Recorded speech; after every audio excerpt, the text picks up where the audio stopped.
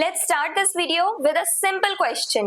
Does the United Nations have absolute power over the world, or are there any limits to its authority?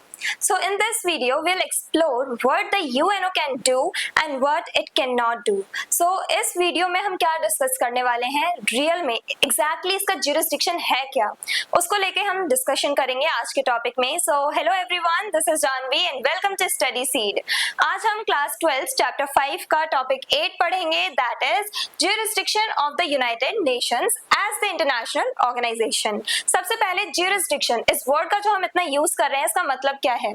Jurisdiction means the legal authority or power to take actions on a particular matter यानी कि किसी एक topic पे, किसी एक subject पे या किसी एक फील्ड में जहां पे आपका कंट्रोल है, जहां पे आप अपने हिसाब से सारे काम कर सकते हो जो आपके अंडर में आते हैं.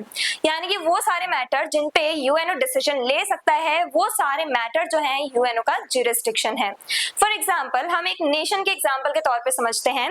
तो इंडिया की अगर हम बात कर लें तो स्टेट्स जो हैं, for example UP, Uttar Pradesh जो है, इसकी गवर्नमेंट, यूपी की जो स्टेट गवर्नमेंट है, उनका कंट्रोल सिर्फ यूपी तक है. वो बिहार के इंटरनल अफेयर्स में इंटरफेयर नहीं कर सकते.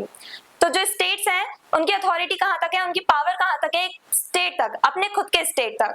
ऐसे ही जो नेशन है यानी कि सेंट्रल गवर्नमेंट जो है, उनका कंट्रोल कहां तक है? ओवरऑल पूरे नेशन पे. टेरिटरी के बाहर वो दूसरे देशों के जो इंटरनल अफेयर्स हैं उसमें इंटरफेयर नहीं कर सकते हम. सेंट्रल गवर्नमेंट जो है, हमारी जो सेंट्रल गवर्नमेंट है इंडिया की, क्या वो सेंट्रल गवर्नमेंट दूसरे देशों के यानी कि मान लो चाइना या पाकिस्तान जो हमारे नेबरिंग नेशंस हैं, क्या उनके इंटरनल अफेयर्स में हम इंटरफेयर कर सकते हैं? हमारी सेंट्रल गवर्नमेंट क्या इंटरफेयर कर सकती है? नहीं. सो इसका मतलब क्या है कि उनका एरिया ऑफ कंट्रोल, जहां तक हमारी सेंट्रल गवर्नमेंट का कंट्रोल है, वो सिर्फ हमारी टेरिटरी है, इंडियन टेरिटरी. तो इंडियन टेरिटरी हमारी सेंट्रल गवर्नमेंट का जुरिस्डिक्शन है. स्टेट टेरिटरी हमारी स्टेट गवर्नमेंट का जुरिस्डिक्शन है. डिस्ट्रिक्ट्स और विलेजेस ये सब का आ जाते हैं हमारी लोकल गवर्नमेंट के अंडर में. वो हमारी लोकल गवर्नमेंट का या डिस्ट्रिक्ट लेवल की गवर्नमेंट्स का जुरिस्डिक्शन कहलाया जाता है. तो वो सारे मैटर या वो सारे जो एरियाज हैं जो आपके कंट्रोल में आते हैं, आपके अंडर में आते हैं, वो कहलाए जाते हैं जुरिस्डिक्शन. सो jurisdiction का मतलब क्या होता है? Area of control in simple terms. तो jurisdiction ऑफ द यूएनओ मतलब वो सारे मैटर जिसपे यूएनओ डिसीजंस ले सकता है एज एन इंटरनेशनल ऑर्गेनाइजेशन. तो वो सारे मैटर्स यूएनओ का jurisdiction कहलाए जाते हैं. Now areas of UN jurisdiction. UNO का jurisdiction कहां तक है, कहां तक वो डिसीजंस ले सकता है?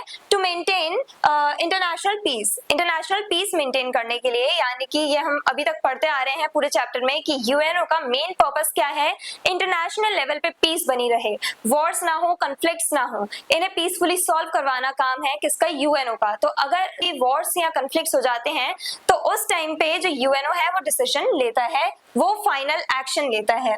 Peaceful settlement of disputes. अब डिस्प्यूट्स को सॉल्व करवाना, अलग अलग कंट्रीज के बीच में नेगोशिएशंस करवाना, मीडिएशंस करवाना भी किसका काम है? यूएनओ का. ये भी एक ऐसा टॉपिक है जिसपे यूएनओ अपने डिसीजंस ले सकता है. Protection of human rights. Human rights को हमेशा प्रोटेक्ट करता है या क्या प्रमोट करता है कौन? यूएनओ. जस्टिस हो गया, जो हमारे दूसरे राइट्स, इक्वालिटी, इन सबको प्रमोट करता है यूएनओ. यूएनओ जो है एडवाइसेस देता है ऐसी कंट्रीज को, लाइक नॉर्थ कोरिया, जहां पे लोगों को फंडामेंटल राइट्स नहीं दिए जा रहे हैं. ऐसे नेशंस को UNO as an international organization अपनी रिस्पॉन्सिबिलिटी फुलफिल करते हुए ऐसे देशों को एडवाइस देता है कि आप लोगों के जो वेलफेयर है उसके लिए काम करो, सिटीजंस के वेलफेयर के लिए काम करो, उन्हें फंडामेंटल राइट्स दो, डेमोक्रेसी को आप अडॉप्ट करो. तो इसे सपोर्ट करता है कौन? यूएनओ. और साथ ही साथ जितने भी ऑपरेशंस वगैरह किए जाते हैं या डिस्क्रिमिनेशन होता है उसके अगेंस्ट में ही रहता है हमेशा यूएनओ.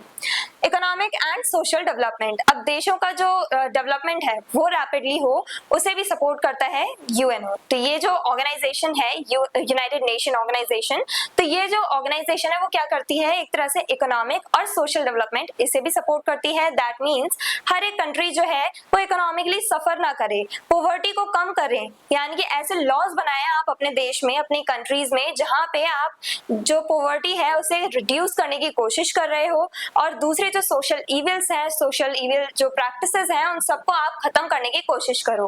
तो इसे सपोर्ट करता है यूएनओ, यानी कि आप सारे जो अपने सोशल इविल्स हैं उन्हें खत्म करने के ऊपर जोर दो, उन्हें फोकस करो, उस पॉइंट पे आप फोकस करो। साथ ही साथ इकोनॉमिक डेवलपमेंट, जहां पे आपकी कंट्री में एक अच्छी स्टैंडर्ड ऑफ लिविंग होनी चाहिए ऑलमोस्ट सभी सिटीजन्स की, यानी ऐसा ना हो कि लोग क्राइसिस से, फूड क्राइसिस से मर रहे हैं, ऐसा ना हो कि हेल्थ केयर फैसिलिटीज ना हो आपकी कंट्री में। तो हेल्थ केयर फैसिलिटीज हो, एजुकेशन अच्छी हो, और साथ ही साथ आपकी कंट्री जो है उसमें पॉवर्टी कम हो, अच्छी खासी लिविंग स्टैंडर्ड हो लोगों की। तो इसे सपोर्ट करता है यूनाइटेड नेशंस।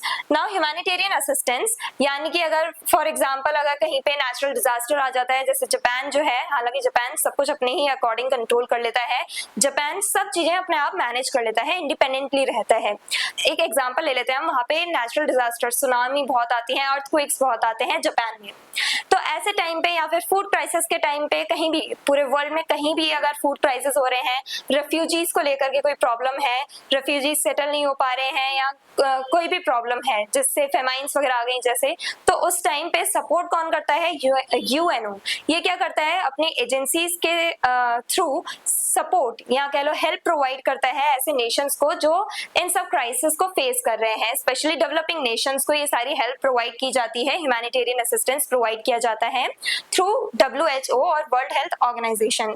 ये यूएन स्पेशलाइज्ड एजेंसी है। इंटरनेशनल कॉपरेशन, इंटरनेशनल लेवल पे जो ग्लोबल लेवल पे जितने भी नेशंस हैं उन सब के बीच में कॉपरेशन को प्रमोट करता है यूनाइटेड नेशंस। सभी कंट्रीज के बीच में ट्रेड के टर्म्स में कॉपरेशन हो, साइंस, टेक्नोलॉजी, हर एक फील्ड में सब आपस में कॉपरेट करें, उसको मैनेज करना, उसको हैंडल करना किसका काम है? यूनाइटेड नेशन का। तो ये तो इसका ज्यूरिसडिक्शन है, यानी ये वो सारे मैटर हैं, वो सारे टॉपिक्स हैं, सब्जेक्ट्स हैं जिसपे United Nation as an international organization decisions ले सकता है। अब क्या इस पे कुछ लिमिटेशंस भी हैं, इसकी पावर पे कुछ लिमिटेशंस है कि नहीं? So yes, it has some limitations on its power, यानी यूएनओ जो है उसके पास एब्सोल्यूट पावर नहीं है, कुछ लिमिटेशंस हैं। Limits of UN jurisdiction, the UN can not interfere in the domestic matters of a country unless international peace and security are threatened. तो UNO जो है वो किसी भी कंट्री के इंटरनल अफेयर्स में इंटरफेयर नहीं कर सकता, यानी कि आप इंटरनेशनल लेवल पे पीस बना रहे हो, ओके, वो आपका ज्यूरिसडिक्शन है, आपका ये फर्ज बनता है, आपकी रिस्पॉन्सिबिलिटी है, ये आपका ही काम है कि आप पीस मेंटेन करो और कॉन्फ्लिक्ट्स एंड वॉर्स जो है उन्हें रिजॉल्व करने की कोशिश करो। लेकिन एक कंट्री अपने रूल्स कैसे लेगी, कौन सी पॉलिसीज बनाएगी, कौन से लॉज बनाएगी, उसमें आप इंटरफेयर नहीं करोगे। यानी यूनाइटेड नेशन जो है इसका मेन ऑब्जेक्टिव तो यही है कि पीस मेंटेन करनी है, कॉन्फ्लिक्ट्स रिजॉल्व करने हैं, कॉपरेशन बढ़ाना है, लेकिन आप किसी के इंटरनल अफेयर्स में, किसी कंट्री के इंटरनल अफेयर्स में एक कंट्री कैसे काम करेगी उसमें आप इंटरफेयर नहीं कर सकते। तो ये एक लिमिटेशन है यूएनओ की पावर में। हालांकि इसका भी एक एक्सेप्शन है, यानी अगर जो कंट्रीज हैं वो कॉन्फ्लिक्ट्स में हैं या कह लो इंटरनेशनल पीस जो है इसे वायलेट कर रही हैं, पीस नहीं बनी हुई है, तो उस केस में जो यूएनओ है वो एक्शन ले सकता है और एक कंट्री के इंटरनल अफेयर्स में भी इंटरफेयर कर सकता है। तो ये एक एक्सेप्शन है, यानी कि अगर इंटरनेशनल पीस को खतरा है, आप शांति नहीं बनाए रख रहे हो, आप वेपन्स का यूज कर रहे हो, कॉन्फ्लिक्ट्स बढ़ा रहे हो, वॉर्स लड़ रहे हो, तो उस टाइम पे एक्शंस ले सकती है United Nation organization. This principle और कह लो ये जो लिमिटेशन है respects the sovereignty of all member states. तो ये जो लिमिटेशन है इसकी वजह से सभी मेंबर स्टेट्स जो हैं उनकी सॉवरेनिटी की रिस्पेक्ट की गई है। सॉवरेनिटी मतलब आप अपने डिसीजन इंडिपेंडेंटली ले सकते हो, यूएनओ आपके इंटरनल अफेयर्स में इंटरफेयर नहीं करेगा, आप इंडिपेंडेंटली अपना काम कर सकते हो नेशनल लेवल पे। तो नेशनल अफेयर्स एक नेशन की ही जो गवर्नमेंट है, सेंट्रल गवर्नमेंट, उसके अंडर में आएंगे। सिर्फ उन टॉपिक्स पे ही जो नेशन के जो इंटरनल अफेयर्स है सिर्फ उन्हीं में इंटरफेयर नहीं कर सकता है यूएनओ। बाकी अगर इसमें भी एक एक्सेप्शन, आप इंटरनेशनल पीस को थ्रेटन कर रहे हो, नुकसान पहुंचा रहे हो, वॉर्स लड़ रहे हो, कॉन्फ्लिक्ट बढ़ा रहे हो, तो उस केस में यूएनओ एक्शन ले सकता है। तो यूएनओ का क्या ज्यूरिसडिक्शन है, ये सब हमने आज के टॉपिक में डिस्कस किया। अगर आपका कोई डाउट है तो आप कमेंट सेक्शन में लिख सकते हैं। I hope everything is clear. So that's it for today. Stay curious, stay consistent. Thank you very much.